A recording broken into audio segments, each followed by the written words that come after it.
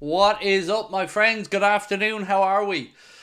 I hope you're all in good form, as well as you can be after that stream title, right? Because let's be honest, we're all a little bit confused with what Virgil Van Dijk is saying. I've been reading through the quotes again just to get myself up to speed. Um, I wouldn't be too overly concerned about it. I do feel like the context of how it's being reported is a little bit sensationalist, but we will go through that, my friends, over the next while. We'll talk about the fact that Egypt are now officially out of the AFCON, having lost on penalties to, I think it was Congo yesterday. And lots of other bits and pieces along the way. The fallout still continues, of course, from Jurgen Klopp's announcement on Friday. There was a crazy story about Mikel Arteta last night, which was rubbished very quickly, but certainly had the football world in a bit of a tizzy. And lots of other bits and pieces this afternoon. As always, though, thank you guys for being here with me. Appreciate your time. What are we thinking? I mean, let's read the Virgil van Dijk context properly. Give you the context of the situation properly. Because I know a lot of people will be stressed about it today. And I certainly was when I seen the headlines. But when I got into the article of Paul Joyce and I start reading through it, I became a little bit less concerned because it's not as damning or clear cut as I initially expected it to be. So this is what Virgil van Dijk had to say. Nothing has really changed with the squad's mentality after Jurgen's announcement. Obviously, things will change at the end of the season and in the new season, but at the moment, it doesn't seem we have to keep doing things the same way. It's easier said than done, but I sense the rest of the boys think it's like that as well. It is the job for me to ensure we keep it that way. Today was a good day. The manager said in the press conference, ask everything there, and then we go back to focusing on what we want to achieve. This is how I see it as well. We can speak about the situation, about what will happen every year, every week, but it doesn't change. It's noise we don't need, and that's why we focus on getting the job done. That's why nothing has changed. It's still the same, but at the end of the season, there will be different things happening, but of course, this is for the club to sort out. I feel it's a wee bit sensationalist then that the likes of Sky and others are running with. Virgil van Dijk says he does not know if he'll be at the club or stay at the club after Jurgen Klopp leaves. That's kind of not the vibe I've gotten from the article. At least not in that tone. I feel like that tone that's been reported today is very sensationalist. For me, sensationalist is the word I'm going with here. Virgil van Dijk is unwilling to commit his future to Liverpool after Jurgen Klopp's exit, as the captain admits many things will change, said the Daily Mail. Again, I feel like there's no direct quote there of Virgil van Dijk saying, I don't know if I still want to be here, or anything like that. I feel it's again more sensationalist than worrying after looking through all of the ins and outs of it. Maybe it's a sly little dig at the owners to some extent as well. I don't know, but I'm certainly not stressing about it. Not compared to how I was when I seen the report come out. Anyway, when I seen the report come out, I was definitely really concerned. But now, I just feel like it's more sensationalist stuff from the press, to be honest. Which is really weird considering we're supposed to be the ones that do that. You know, us football fan channels are supposed to be the sensationalist ones with the clickbait stuff. But if I put that headline out across all our social medias, I think people are telling me to stop exaggerating everything, which is what makes me chuckle sometimes. But I feel it's coincidental, said Crimbo Klopp. Tabloid Press, said Liz. It's a totally calm, sensible thing for Virg to say, and Sky are playing for clicks, said JD. I agree.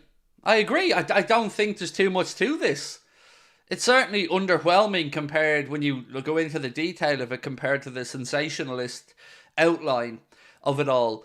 But look, regardless of what Sky say or the Daily Mail say, or what anybody else says, we do know we're in a situation with Virgil, with Trent, and with Mohamed Salah that we need to get it sorted. Or we need to clear up what the next chapter is going to look like. Because they're the three players who are in the most precarious contract situation at the minute. Both of them, all three of them, having a year to go at the end of this season. So we need to get that sorted. But last night, again, I want to go back to what happened late last night, because I'm sure a lot of you guys have seen it and a lot of you may not. But there was an article that got put out that said Mikel Arteta has informed his entourage that he wants to leave Arsenal at the end of the season. So Ben rang me immediately and he goes, Craig, have you seen this? There's a report coming out of Spain that Arteta wants to quit and go somewhere else. And I said, just before we get into it, Ben, Where did it come from? And he said it came from Sport in Spain. And I said, right, well, I don't know the context of it, but from my understanding of Sport, they're very pro-Barcelona. They are a mouthpiece, and I'd want a better source than that before I go. And he said, but Craig, they've over 2 million on their account. I said, I know, mate, that's not what I mean. What I mean is they're very pro Spanish clubs, and particularly in this case, Barcelona. And Barcelona with Xavi in that situation, I feel like they're just trying to immediately shitstorm in England. And then, lo and behold, not 45 minutes later, he rings me back and he said, yeah, that's fake. That was apparently a Barcelona-friendly journalist saying stuff to just cause disruption. It's been retracted and it's fake. And it just goes to show, even the big accounts, 2 million plus on this one, they're wrong. And sometimes they're all too eager to run with something without the actual background checks being done in it. And I woke up today to see Mikel Arteta very angry about it all. And I don't blame him. And this is what happens with some Spanish clubs. And I've said this to you guys for years. They are very entitled. They are very aggressive in how they manipulate the media to suit their narrative of what they want. So straight away you see the Jurgen Klopp links to Barcelona as if there's a hope in hell that Jurgen Klopp is going there. Now you've seen they're trying to destabilise Mikel Arteta and Arsenal. And it's all just because they have this weird sense of self-entitlement over in Barca and Real Madrid that they feel like they can do what they want, when they want, manipulate the media how they want, and try and form a narrative of a situation that quite often isn't the reality of the situation. We, as Liverpool fans, have kind of gotten to know this a little bit over the years because of all the links, starting from the Coutinho stuff, Suarez, even going back to Mascherano. Like, I remember dealing and looking at the Spanish press around all of this and just feeling like angry a lot of the time. You know, every time we play a Spanish club in Europe, and maybe this will apply to other clubs' fans as well, I'm sure it probably does, you will see articles talking about our players being linked with the Spanish club we're playing against. And it's done for one reason and one reason only, and that's to destabilise. So I can often see through it, but it still doesn't mean it doesn't have an impact, right? It doesn't mean that it hasn't got people talking or stressing about it. And one tweet last night from one article about Arteta, and it's everywhere within an hour. It just goes to show you, if people want to believe in something, like negative, like transfer stories that are lies, if people want to believe it, it'll spread quickly. If it plays into something they hope or are afraid of, it'll spread quickly. And this is why we need to be a bit more careful in how we look into things and what we talk about. And again, feels weird being a YouTuber saying this. I'm not a journalist. I'm not. I don't have a background in journalism. I didn't go to college. I didn't study. But even I can smell a pig sometimes, you know, and spot a dud story. And I always need third, fourth confirmations of these things when they're coming out of certain parts of the world.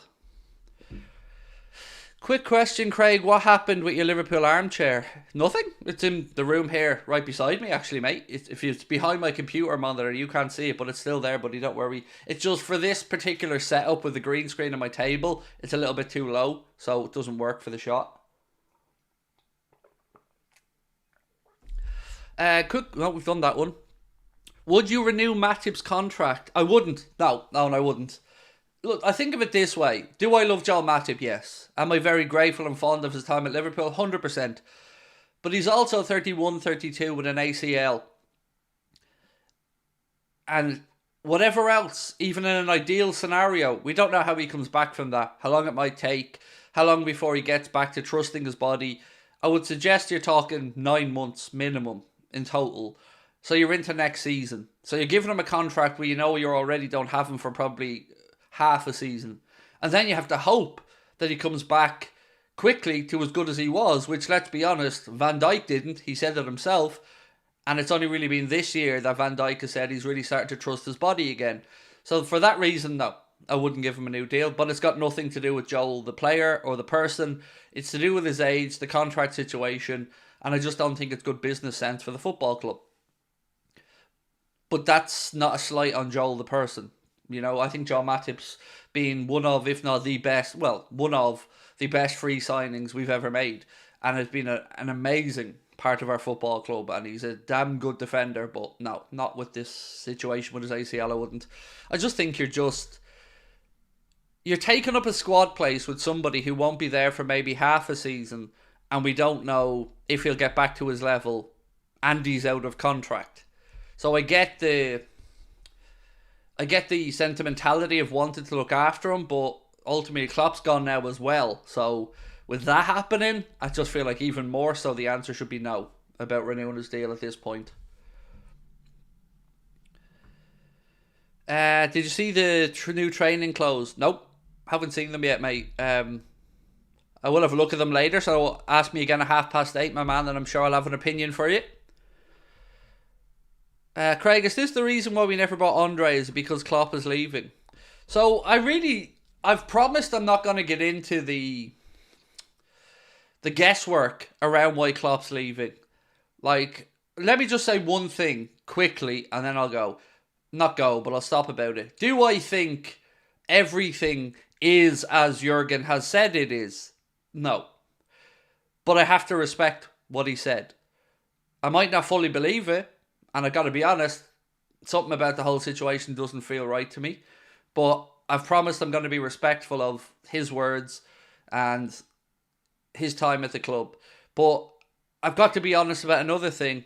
I'm already getting a pain in my arse about the distraction. And it's only going to intensify as we get closer to winning something, or 2 or 3 trophies. Every point that's dropped now, every goal that's conceded, everything will come back to the managerial conversation. Everything will come, and the pressure will build to get the contracts done for the players. And I'll never understand the timing. I just do not get it. I don't know why. I just don't.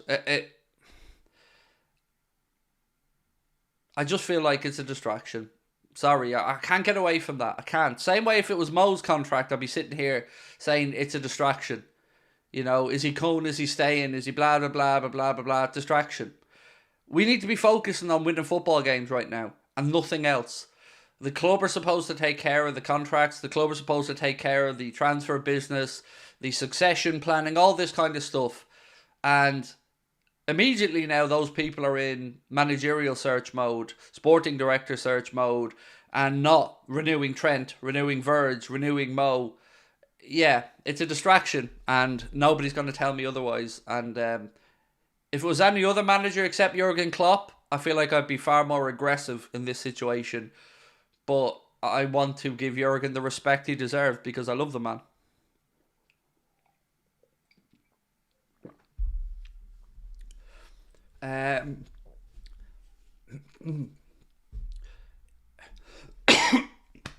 Wrong hole, sorry. If Virgil leaves because of Klopp, I'll lose a lot of respect for him, said Oliver. Sorry, still choking on that.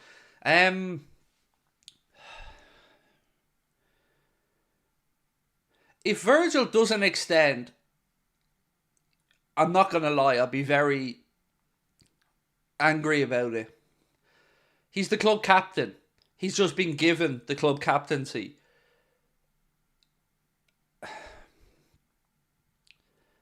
I don't think he should be looking to go anywhere, in my opinion. But Connor said something to me yesterday, and it got me thinking. We all believed that Jurgen Klopp was us, felt the same way as us, idolised the club as us, will be going on forever as us. And I'm not saying that he made us feel that way, but it was a reminder that nothing is forever and that everybody has their own life to live and look after. I think that's the fairest way to say it. So if Jurgen can drop that bombshell mid-season when he's contracted to 2026, it makes me question everything about loyalty. Because I've said to you guys many times, sell Salah, do this, do that, do this, do that. And people have, lived in sentimentality bubbles, and that's not the way the real world is in this situation. It's ruthless, and you don't get to be a manager like Klopp or a player like Virg or Trent or Mo or whoever without, one, looking after your own interests, 2, making the best career moves possible for yourself. And we as fans can get caught up in the narrative surrounding these situations and can be made feel a certain way for or against players by the way they're highlighted, described, written about. Look at Jordan Henderson, good example. Years, everything. Positive media, great lad, leader, ally, all these other things until money came calling and then he changed his mind. And right now, I feel sad about Jurgen Klopp's situation. And do I feel let down by him? Yes, I do. I do. I can't lie about that. I respect his decision to look after his health and to need a break. I understand it. But I also know he signed a contract. And that contract was to give stability to us, to the players, to the coaching staff, to the owners. And he's breaking that contract. Again, understandably. I understand that the man is exhausted. I'm not trying to say he isn't.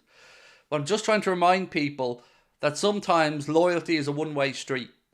And that we as when I say sell Mohamed Salah because it makes business sense, I'm able to remove that sentimentality in life because of how I'm hardwired. It's got nothing to do with like me as a better person than anybody else. It's just the way I am as a guy. So I hope, if nothing else from this, people start to realise that a lot of this shit is lies and just it worked for now. But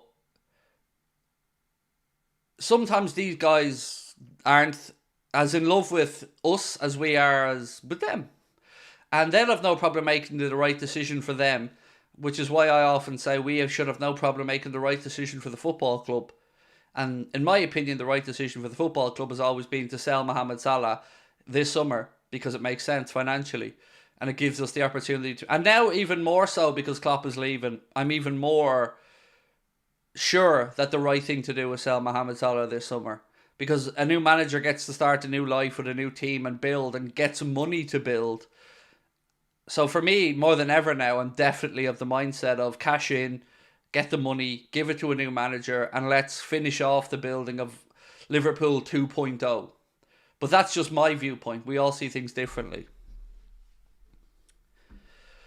9 years as a coach for a top team is rare these days. Absolutely. 100%, mate. It's... And I've said this for years as well, Stephen. Look at managers when they come into the Premier League and look at managers 3, 4, 5 years into their time in the Premier League. It really does take its impact and it does age them very quickly because it is a really high intensity media bubble that they live in, full of pressure all the time. And they're expected to be almost perfect. And let's be, as human beings, we're not perfect.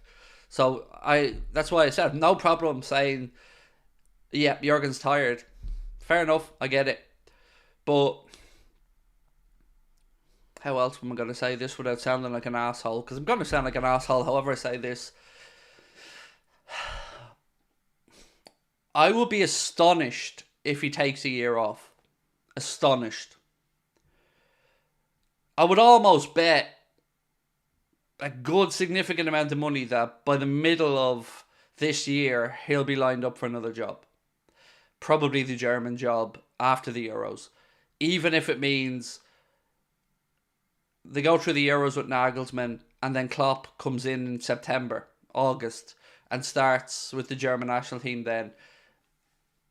I just don't believe he's going to take a year off. I don't, sorry. I know that might sound shitty to people.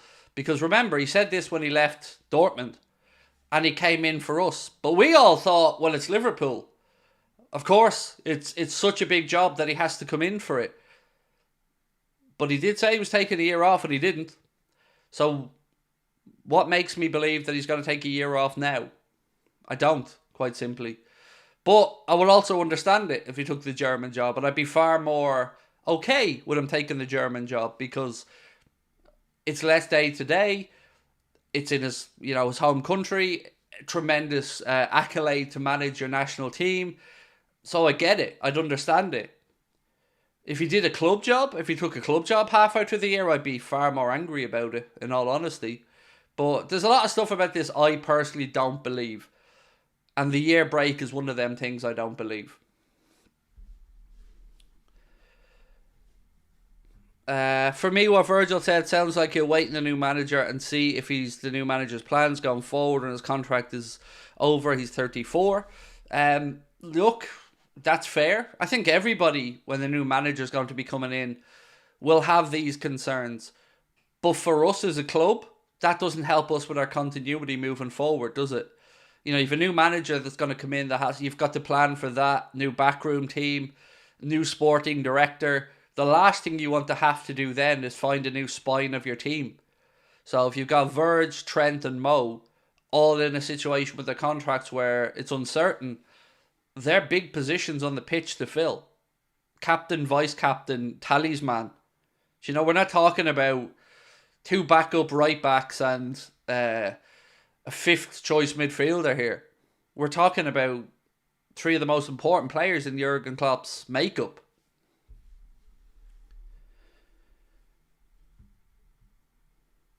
I will hold you to this next year and bring this up. Hold what to me? What?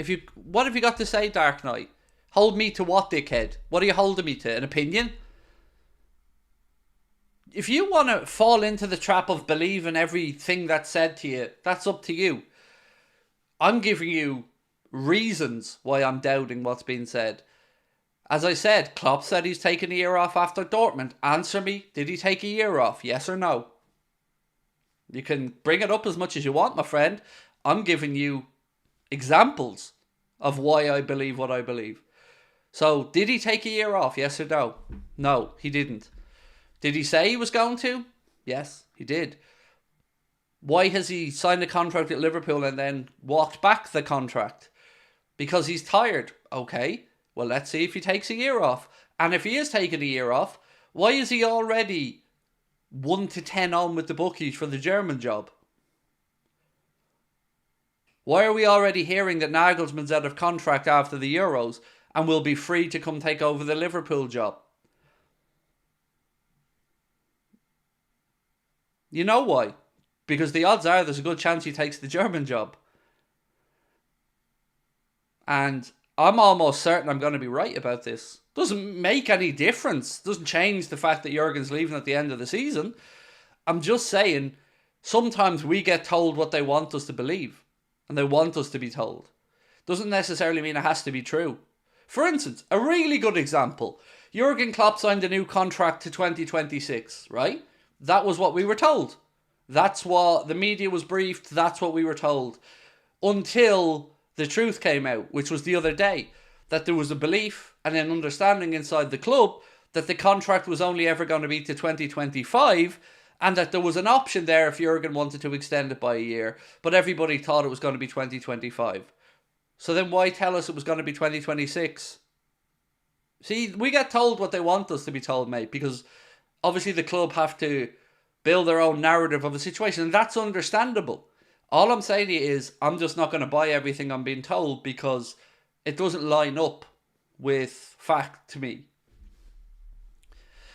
Do you remember this interview in 2019? Club's doing BTS documentary, and he said if that happens, he would leave. Last week he come out FSG were watering, and this anything to do with departure. No, and I'll tell you why. Because the documentary is now going to be done leading up to Klopp's departure. So he is being part of a documentary one way or the other. So why would you leave? And also, if you're the owners, you'd be really idiotic to get rid of a generational manager who's delivered you success, a world-class team, for a documentary to make a few quid, when the manager will deliver you more money and success than that documentary could ever make. So I don't believe that side of it. It doesn't make any sense to me. Managing a national team is a lot less stressful, though. It is. But you're not getting my point. My point was, no international job, no club job for a year. I didn't say it. I didn't come out and make that the narrative. He could have just said I'm leaving Liverpool because I'm tired. Fair enough. Nobody forced him to talk about a year. He brought that up, not me, not you, not any other Liverpool fan. So let's see if he takes a year off or not. I don't believe he will. That's just my opinion. But it doesn't change anything. Doesn't change what Jurgen's accomplished. It doesn't change how I feel about him. I love him. Doesn't change the fact he's leaving. He's leaving. So these are just my thoughts on what I'm seeing in the media. Same way I talked about not being as worried about the Virgil Van Dijk situation as the media are reporting it to be. I don't see what Virgil said is anywhere near as negative as it's been reported in the media. I feel like it's a lot more innocent than that. Would you take Mourinho? He's a proven manager in trophies. Absolutely not. No, I think football's almost passed by Jose. And I actually think Jose should be ready to move into an international job as well. I think that it's probably the right time for him. Jurgen is a free person. You are very fucking weird. Who said he isn't? And also, kind of isn't. Jurgen's a free person. He's also under contract. Whoopsies, we're forgetting that. We're just ignoring that part. What if Trent woke up tomorrow and said, I'm leaving? Would you all be as relaxed about that? If he broke his contract and said, I'm leaving at the end of the season. No, you're not, Trent. You've got a contract. Nah, I'm leaving. I'm tired. I want to go. Is Trent a free person then? No, of course he's not. You just want to defend Jurgen, which is understandable. I get that. I'm not trying to push back on that. I'm just saying your methodology is flawed.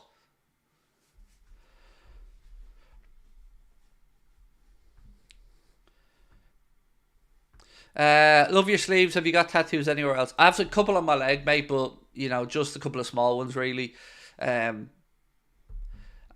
I haven't. And do you know, it's been years since I've even got a tattoo. I've half a sleeve still to get finished, but I just never get around to getting it done. It's the tribalism, Craig. Exactly. And that's understandable. I'm not saying that anybody in the chat is wrong for wanting to think the best of Jurgen. He's earned that respect from us. He's earned that love from us. But it doesn't mean it's true. That's all I'm saying here. It doesn't necessarily mean because it's said it's true. Craig, when a player leaves, then they're tired. That's called retirement. Is it? What if he said, I'm leaving, but I'm coming back to play football in a year?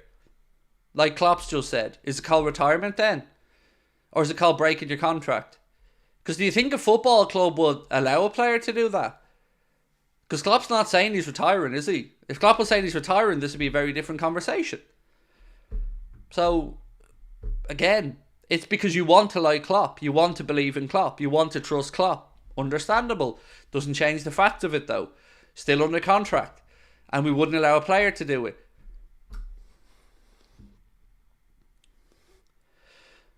Kubo is incoming, said Russell. I have no idea, mate. I've honestly got no... Because it's hard to even think about transfers right now, Russell, because we don't know who's going to be signing the players. Is it going to be the sporting director? Hopefully it ain't going to be FSG. Because, let's be honest, they don't really have the football knowledge to be doing that. Or do you wait for the new manager? In which case, if you wait for the new manager, when does that process of looking over targets start? Does it start when the new manager gets announced? And if the new manager, let's say, is Xabi Alonso, and Xabi's working with Leverkusen, how is he supposed to work with Leverkusen, stay focused with them, but yet start building towards the summer transfer window with Liverpool? It starts to get very complicated and very messy. And the best case scenario here is that we find out in the next 3-4 weeks who the new manager is going to be.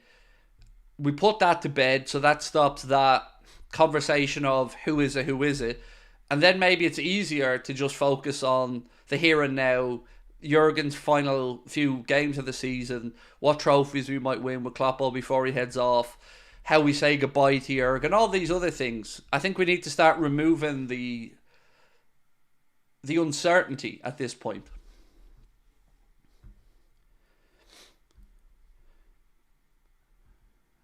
Jurgen may be suffering from a physical or mental illness. We don't know. We don't know. Except that he said he wasn't.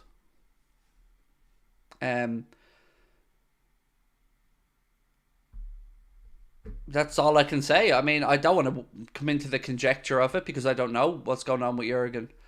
All I'm trying to just stay on the facts of this, and the facts of it are, he's leaving at the end of the season. He's talked about a year out. We've no manager at the end of the season. He's breaking his contract. They're the facts as I see them. Correct me if any of that is wrong. Let's enjoy the remaining season and hope good things happen in the future. Oh, absolutely. I'm all for that. And I look forward to being able to do that.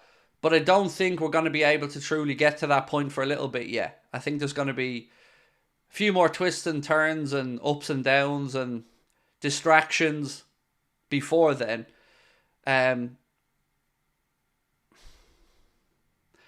I get the feeling that the press conference the whole situation was pushed forward because perhaps there was a leak somewhere, or, maybe just got to the point where Jurgen just didn't want to walk around with this secret anymore.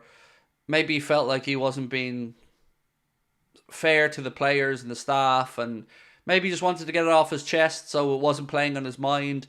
It's totally understandable. For me, though, it just feels like, you remember when we had that 11-day break where we didn't play a game and we were in our little winter break? I felt like that probably would have been the time to do this and let everybody have a bit more time to sit on it before we go into a run of games. Because now we've just come off the FA Cup victory over Norwich. Now we're into a week where we need our full focus. Chelsea at home, Arsenal away is a big week in the league. So we need to stay focused 100% on that. And we get up today, and I'm not reading about how we're going to beat Chelsea. I'm not reading about what players will play, what way we think we're going to line up. I'm reading about our captain maybe leaving, our manager definitely leaving, other clubs already linking themselves to our manager. And that's my point in all of this is, it's another big distraction. We don't need distractions. We need focus. We need a siege mentality. We need to win. When do you think the new manager will be confirmed? Hard to say. If the club stick to their word and the sporting director is the first appointment. Oh, God. It's difficult because I don't know when they started their search. Did they start somewhat in November when Jurgen told them? Did they start even outlining candidates then? I gather they wouldn't have approached any agents or anything at that point because it would have got leaked at that then. So I would think they at least have their lists drawn up at this point and, a plan of action that they want to move forward with. I don't know how you do a search for a sporting director. I don't know enough about the role from that side of it. I don't know how big an impact they want the sporting director to have. Are they going to bring in a sporting director that will be there consistently for 10 years, no matter if there's a managerial change in that time? And are they going to implement the football philosophy and vision for the football club with regards to the type of squad they build? Or is a manager going to come in and have the power to make those signings and build their own squad? Unsure. The thing that gave Jurgen the ability to do all of that was he earned the right to do all of that, right? He came in, brought in a great team with him, worked with the great people that FSG had put in place, built this system, built this trust, built this network, and over time earned the respect of FSG in that regard, earned obviously our respect about his decision making and the type of people they go after. So he got to the point where he had more control than a manager who's probably going to come through the door next will have. Think of it this way. When we bring players in, we normally give them a contract that incentivizes them if they do well. And then if they do well over a year or two, the club up their wages because they've earned it. I think of a manager thing the same thing. Jurgen came in, did a great job, and over the years earned more leeway and respect from the owners to operate in the way he wants to because they know he'll get results. New manager might have to start from scratch or somewhat from scratch. Excuse me.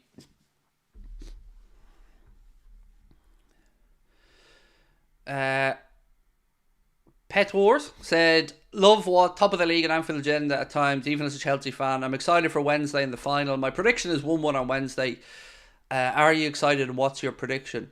So I don't want to give away my prediction yet because I'm recording the preview after this stream and it's going to go out 6 o'clock. So I want people to watch it. I think we win, is what I will say, mate. Because we're at home and it's a league game. I'm more nervous and concerned about the League Cup final than I am about Wednesday. Because I think the League Cup and the FA Cup for Pochettino are the best outlets for him to lift a trophy this season. You know, one more game and he has a trophy. One game win against us on the 25th and he has a route into European football and the pressure comes off a bit. So yeah, I'm more concerned about that one than I am about Wednesday. I think, looking at the bookies' odds for it, I was really surprised. 4-1 for Chelsea to win on Wednesday. I thought that was a little bit higher than I thought. I think Chelsea are far more competitive than a 4-1 price with the bookies. And they had Liverpool at 1-2 on or something like that. So I'm expecting it to be an intriguing game. Both teams and both managers and both sets of players to some extent have a bit to prove. You know, I'm sure Liverpool's midfield are going to look at Caicedo and Enzo and think, well, we want to show that we're every bit as good as the £215 million midfield that Chelsea have assembled. I'm sure Caicedo will look at making a stand or want to make a statement that he's picked the right club in Chelsea and he doesn't regret it. There's loads of little lovely sub-twists and plots to the game. But ultimately for us, it's a home game in the league that we got to win. Because let me paint this picture for you. Let's say we draw with Chelsea on Wednesday and then we go and lose at the Emirates. How do we think the conversation goes from that point? It's 100% going to immediately come back to the manager situation. Even if that would have happened without Klopp saying it, that's the get out of jail card for everybody now, if you get me. That's the easy out. We were distracted. This is causing the problem. Not Arsenal were better on the day or Chelsea deserve the point or whatever it might be. It's going to be around the narrative of the manager. And that's why this week has been very confusing. This is a big week for us in the league. Don't you think we deserve an elite proven manager like Ancelotti instead of pursuing faith in a young Alonso? I think Alonso's somewhat of an anomaly. I don't think any other manager unproven as Alonso would work, but he has the connection and the gravitas and lots of other stuff. Do we deserve a proven manager? Well, we deserve whoever's the best for the role. Quite frankly, if that's somebody like a Carlo Ancelotti, now it won't be Ancelotti because he's at Madrid, but if it's somebody like Carlo, cool. You know, if it's somebody like Alonso, fine. Whoever it is, I'll be fully behind and fully support and will pulling for and wanting to do well. But I don't think there is going to be a name that still doesn't feel like it's a step down from Jurgen. No matter who it is, I don't think there is a manager that could come in and we'd all go, oh, we've upgraded here. And that's what makes it so hard to take, is we are working from a place of absolute adoration of Jurgen. You know, we look at him as a god because of what he's done for us and how he's revitalised the football club and given us all belief. And he earned that. Like we were talking about contract, Jurgen has earned that support, belief, trust, and adoration. So the next manager coming in, yeah, they're gonna have to do some winning over, I think, early doors. But it's also scary because I don't know what an FSC search for a manager really looks like in the modern day.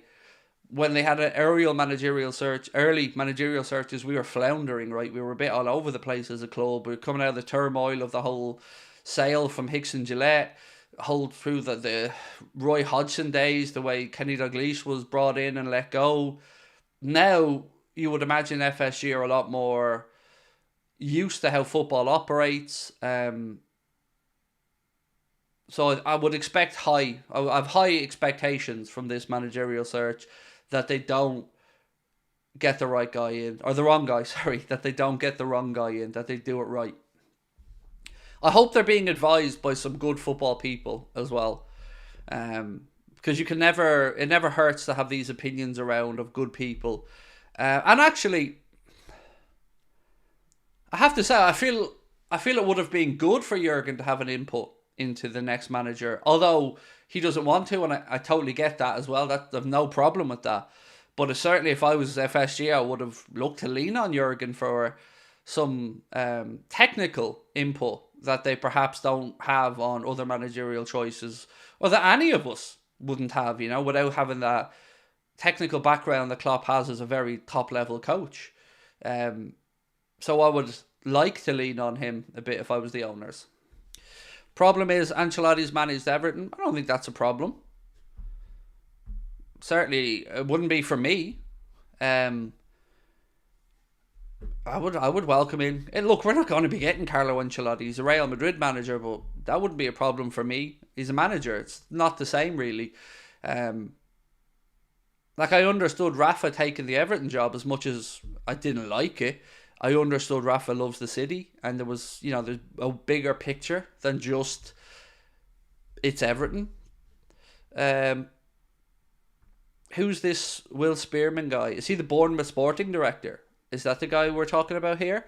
If so, he's somebody who's been mentioned as somebody the club have looked at for the sporting director role, but I don't know too much about this position in world football or who currently occupies the roles at a lot of clubs.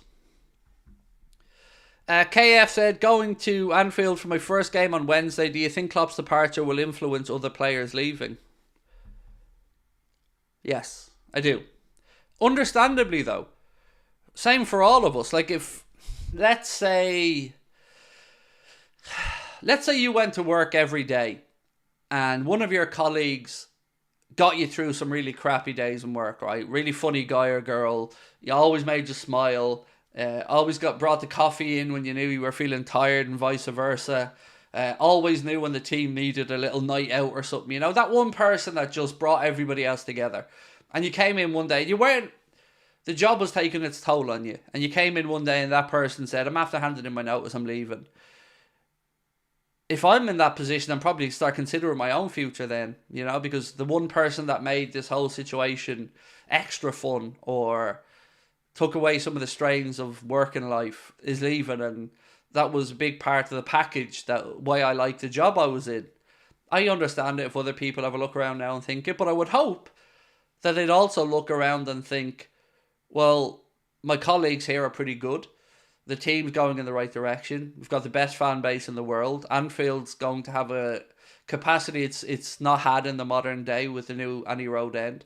Commercially, the club's in a good place. I can fulfill my economic and professional ambitions here. So there's still a lot of attractiveness to Liverpool Football Club. Just some of that attractiveness at the minute's been taken off because, in my opinion, the best manager in world football has decided that he's going to have to call it a day. So it's so much unknown and uncertainty at the minute, which we haven't been used to, because 9 years of Jurgen and that continuity of decision making, of knowing that no matter what else happens, we've got Jurgen. He'll put it right. And he has. Look at last season.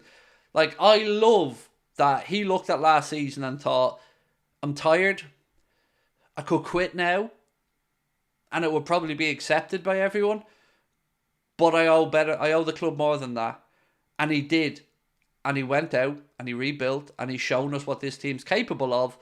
And now he's deciding to step away. So the fact he did that is amazing and stands to the man's character and why we love him. He's living up to his word of leaving the club in a better place than when he arrived. And for that, I'll always be grateful.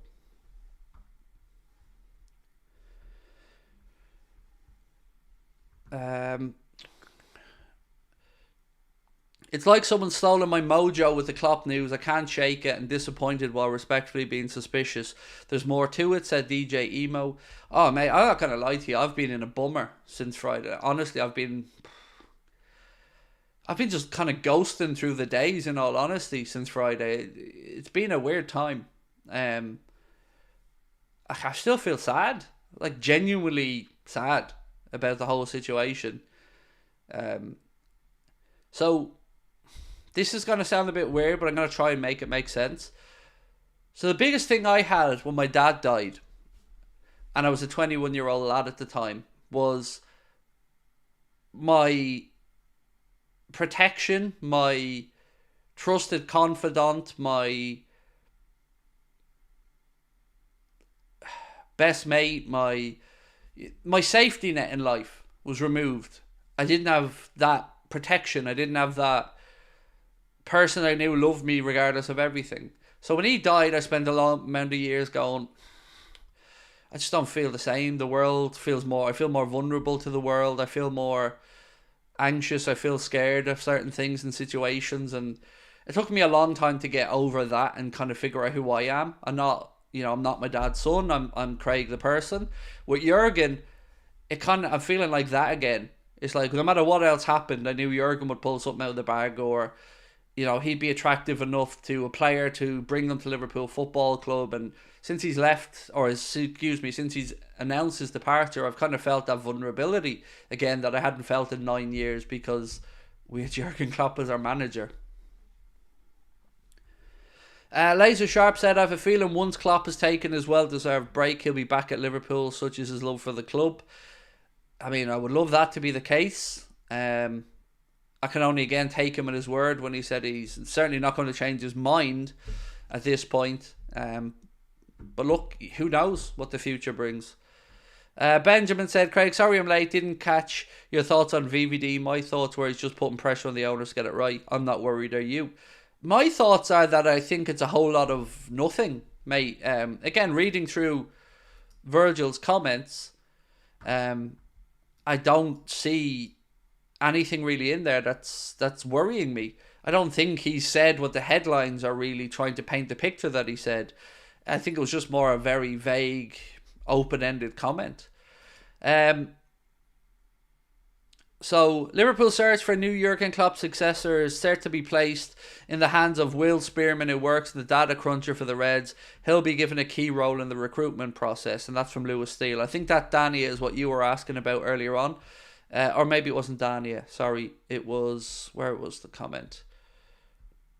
It was Queen Nadra. Sorry, Queen Nadra. Yeah, he's Liverpool's data cruncher, is how he's been described in this one, and apparently he's going to have the say. Some more comments coming in here about the search. 1 second. Who's this from?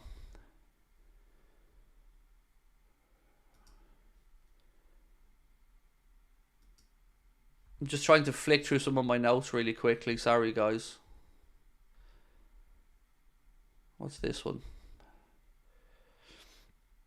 So Barcelona apparently believe that appointing Jurgen Klopp is already a lost cause, and they should believe that because it is a lost cause. And I don't believe Barcelona are ever attractive for Jurgen anyway.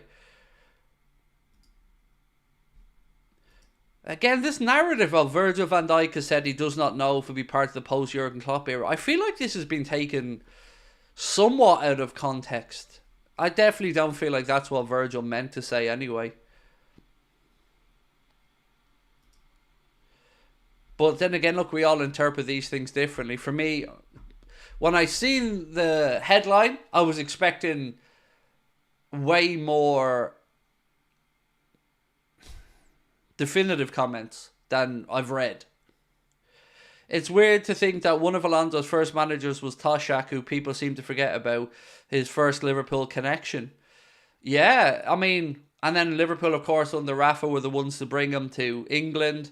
What he did with us was fantastic. It ended on somewhat of a sour note with him and Benitez. He went to Real, won stuff there, went to Bayern, won stuff there. But yeah, look, Liverpool is part of Alonso's makeup. His kids, I think, were certainly born when he was in Liverpool. And I think we are the most attractive to him of the three clubs that have been mentioned, Real Madrid, Bayern Munich and Liverpool. I think his heart would be with Liverpool. But then again, I might be wrong on that. What was the quote? 1 second, I'll get you the quote here from Virgil. He said, "Nothing has really changed. Obviously, things will change at the end of the season and in the new season, but at the moment, it doesn't, and we have to keep doing the same things. It's easier said than done, but I sense the rest of the boys think like that as well, and it's the job for me to ensure we keep it that way. Today was a good day. The manager said it in his press conference, ask everything there and then go back to focusing on what we want to achieve. That's how I see it as well. We can speak about the situation, about what will happen next year every week, but it doesn't change. It's noise, we don't need it, and that's why we focus on getting the job done, and that's why I feel nothing has changed." Then he said, It's still the same, but at the end of the season there will be different things happening. But of course, that's for the club to sort out. I don't see anything or hear anything in that personally that sounds any alarm bells. Maybe I'm deluded, but I don't see how we go from that to these headlines that we're seeing. I feel like they're being very selective and very... I mean, the agenda's building. That's what I'm going to say. There's an agenda now to try and create a narrative that Liverpool are starting to fall apart. Or that Jurgen Klopp's departure will unravel Liverpool. And that'll be pounced upon by anti-Liverpool media, anti-Liverpool fans, anti-everything. And it doesn't help that this is being pushed by our own fan base. So look at all the Liverpool accounts that are sharing this to scaremonger. Why? Why? Let's be honest about it. Our job as fans right now is to get behind and push the club stance and keep continuity and not rock the ship. So I would ask all Liverpool fans who are on social media and are sharing this stuff to at least share it with the context of feels like it's a bit of an exaggeration. Because nothing I've seen suggests that Virgil is almost threatening that he's going to leave. That's my take on it anyway. I agree. Out of context, at the end of the day, the guys in the field are our generals. My belief, this is not a United situation because all their generals retired when Fergie did, said Benjamin. I thank you, Benjamin. I agree. I don't think in any way it's comparable to the United situation. We're a far better oiled machine at this moment than United were when Fergie left. Because we had better owners who put a better structure in place. And Jurgen did the rebuild before he left. Sir Alex left at a time when, yes, he won the league, but with a lot of players at the very, very end of their careers there. Jurgen's after leaving the next manager, a great group of players. Once we sort out the Trent, Mohamed Salah and Virgil contracts, however they're sorted out, whether it's sales or renewals, after that, look at the squad that's there for the next manager, full of young, promising players who have already got muscle memory, hopefully, of winning things, and a team right now that's top of the league. So I'm not too worked up in that regard. What are your plans for today after you finish this stream? I'm recording the Chelsea preview. Then I've got 3 or 4 calls. I have a few projects on the back burner that we're getting some tech built, and I've a proposal I've put towards somebody for a project that I have in mind. I got to figure out how to shift some tickets to the Boston show. So I'm going to be trying to figure out some supporters clubs or local radio stations or anything that I can maybe reach out to help push the tickets, or at least the news that we're going to be in Boston if people want to come and see us. What else have I got to do today? I've got a few boring things around the business side of the channel that need to be done. My life, when I'm not on in front of camera, I'm still doing stuff all day, every day behind the scenes because, I'm obsessed with our business, our community, and are trying to grow it and become the biggest Liverpool fan channel in the world. And that's going to take investment, time, dedication, hard work, putting the best people in the best places, investment, and it's a whole new world to me. But I'm very grateful that I get to do it every day. Who would you take of Bakayoko or Elise? So I don't know enough about Bakayoko, Oliver. I haven't watched much of him, mate. I'm not the guy to give you the answer there. Elise I do like, though. Really do like Elise. What did I make of the 49ers versus Lions? It was an incredible game, wasn't it?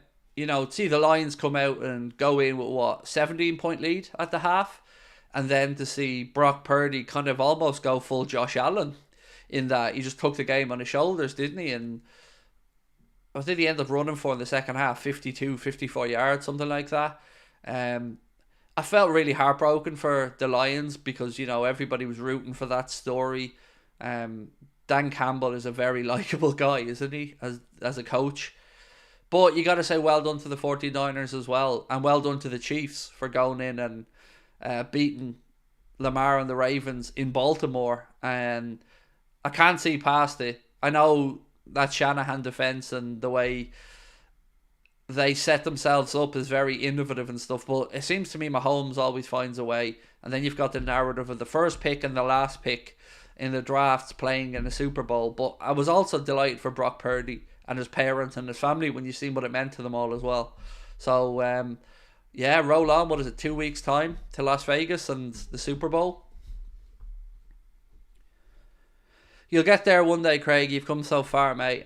You know what? I didn't expect to ever be in this position, Dave. So I'm just trying to, every day, put my best foot forward, try to build what we can, continue to progress the channel, and see where the future takes us. I don't know what tomorrow brings.